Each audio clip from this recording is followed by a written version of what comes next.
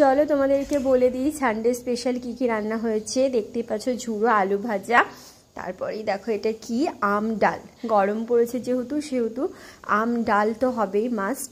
ঝুড়ো আলু ভাজা, তার সাথে আম ডাল, আর এটা হচ্ছে শিঙি মাছ বা জিওল মাছ যে যেটা বলো, সেই মাছের জ্যান্ত মাছের মাখো মাখো হয়েছে রসা। তারপরে হয়েছিল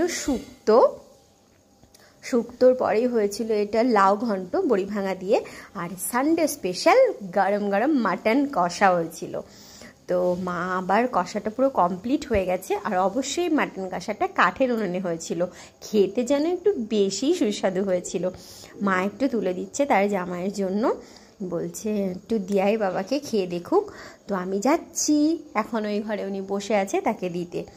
তো খেয়ে পড়লো, খুব সুন্দর টেস্টি দারুণ লেগেছে খেতে। তো আর কি হয়েছে দেখো, তারপরে হয়েছে আমের চাটনি আর পাঁপড়।